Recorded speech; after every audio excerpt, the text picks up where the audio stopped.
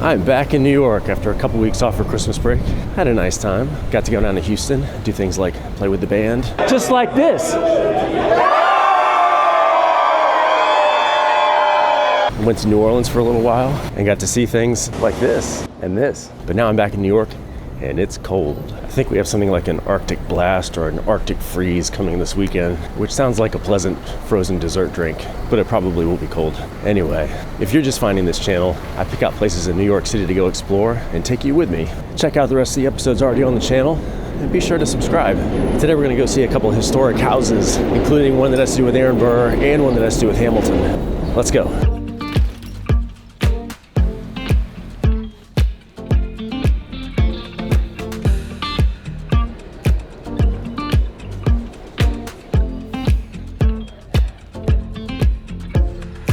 Did it again. I'm out of practice. I jumped on the downtown train because I always go downtown. Today, we're going uptown. I realized that when I got to the next stop, which is 59th Street, that's downtown, not uptown. So I got off, crossed over, and we'll head uptown now.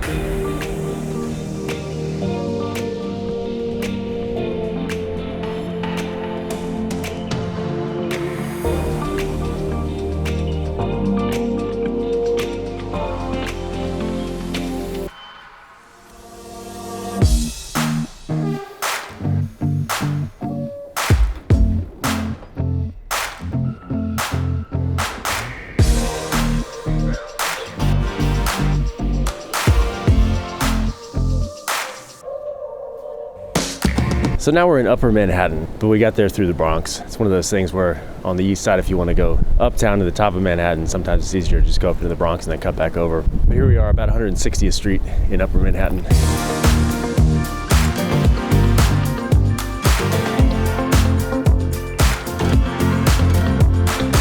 Like I said, we're coming to see a couple historic houses. The first one is the Morris-Jumel Mansion, which is right over here, but across the street, look at this. These are amazing.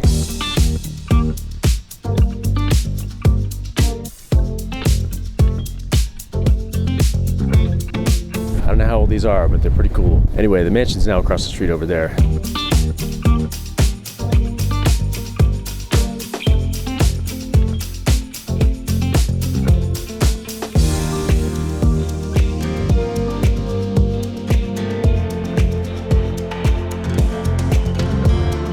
This is it, the Morris-Jumel Mansion.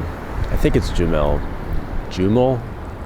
This is the oldest surviving residence in Manhattan. It was built in 1765 for the Morris family. And it's also important because in 1776, it was used for about a month as George Washington's headquarters during the Revolutionary War. After the Yankees were chased out of New York, the British took over this and used it as their headquarters until 1783. After that, it was a tavern for a little while. And then it was purchased by Stephen and Eliza Jumel in 1810. Stephen died in 1832, but his wife held on to the house. Eliza was engaged to and married Aaron Burr in 1833, but that marriage only lasted a year. She filed for divorce in 1834. She was in and out of the house after that until her death in 1865. Then it went through a few other owners. As early as 1899, the city became interested in acquiring it to save it as one of the 3 remaining buildings associated with George Washington, the other 2 being Francis Tavern and St. Paul's Chapel, both downtown. We've seen both of those in different episodes. Check those out if you haven't seen them. So it ended up becoming a museum in 1904, and it's still here. This is its original location, and the location is incredible.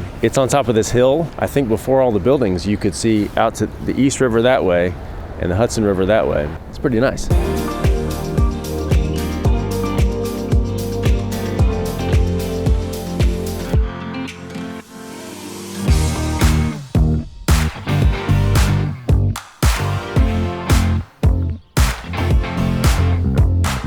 It's a museum inside now, set up with period furniture and stuff like that. It's closed right now, but I might try to come back and check it out sometime. You should too.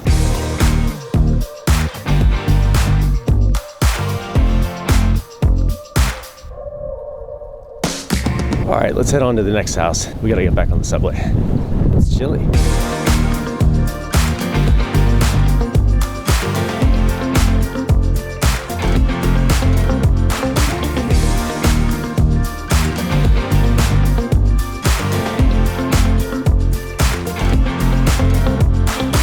Can't find the subway. I don't really want to be lost in this neighborhood. I'll keep looking.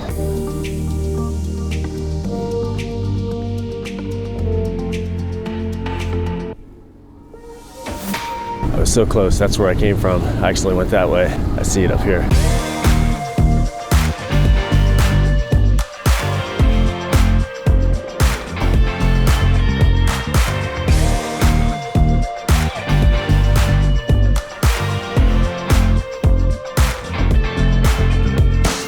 Well, that was interesting. That's the first time I've been on one of those new trains with open gangway that runs all the way down the middle of the train. Cool.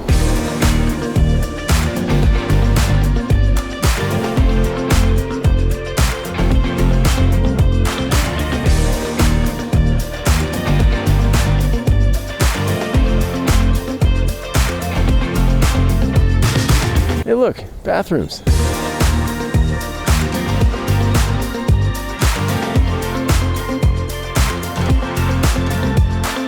I'm gonna have to work for this one. Let's go.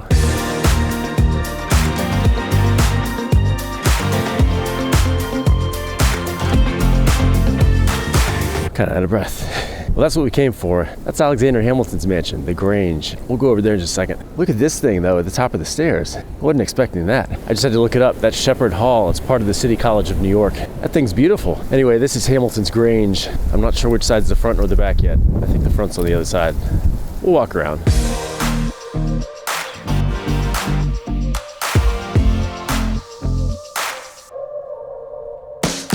This is Hamilton's estate, the Grange, completed in 1802, just 2 years before he died in 1804. It was originally located like a block that way, near what's now 143rd Street. We'll go into the details of how it got here in a minute. So Hamilton built this house for his wife and him, and this was the only house that he ever owned. He bought this land up here, which was all farmland at the time, specifically to build this estate. He died in 1804. His wife held on to the house for another 30 years or so. The house was sold to a few different people in the years after that. By the second half of the 1800s, this area was much more densely populated, and so this wasn't really the rural escape that it used to be. In 1889, St. Luke's Episcopal Church purchased it when it was still over there next to St. Luke's Church, which we'll go and see in just a minute. And they used it as their chapel until they built their new church, and then they used it as a rectory for a little while after that. So the American Scenic and Historical Preservation Society looked into buying it from the church in 1912, and the church was considering selling it for about $30,000 at the time. But then that deal fell through because of World War I. There's the church right over there across the street. This house was located on the other side of that church. And in 1920,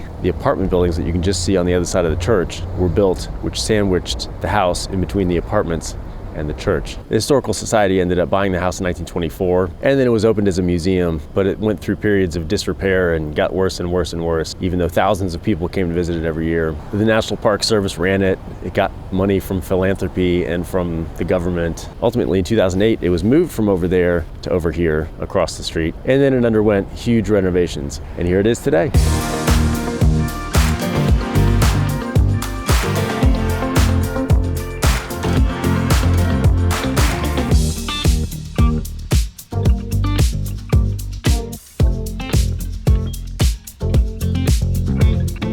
So there you go. Now we've seen a house that Aaron Burr lived in, briefly, and then Alexander Hamilton's house. Historic buildings that go together perfectly for this story. All right, we're gonna walk over to the church and see where the house used to be.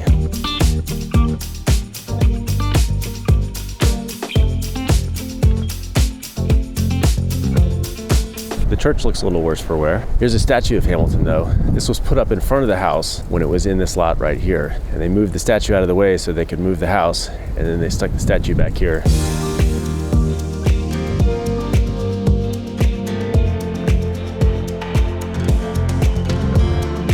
So the best that I can tell, this is the lot that somehow the house used to be in. And here you can see the apartment buildings that were built in the 1920s, which surrounded the house when it was here. Anyway, interesting history stuff. On the way home, I'm gonna walk through St. Nicholas Park, which is where the house is now. Just go straight south, because it's a big park. We'll see what we see on the way.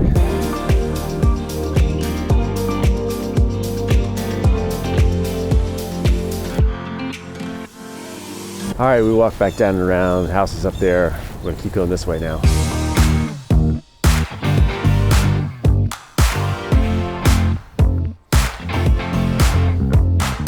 So this is all St. Nicholas Park, and there's a lot more of it that goes that way. I just saw a subway I can take to get home though, so I may bail out here. Maybe I'll come back sometime and finish it off. Let's go find the subway though.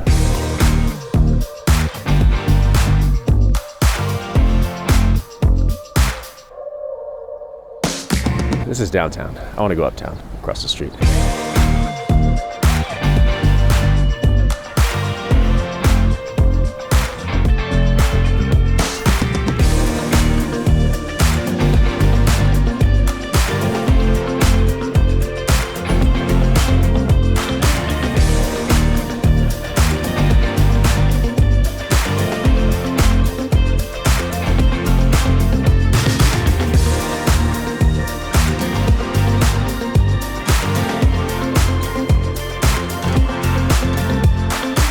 I'm back up to the east side, another fun history adventure. Be sure to check out the rest of the channel Up to the East Side on YouTube. Catch up on old episodes, look for new episodes every Friday, and be sure to subscribe. I'll see you next time.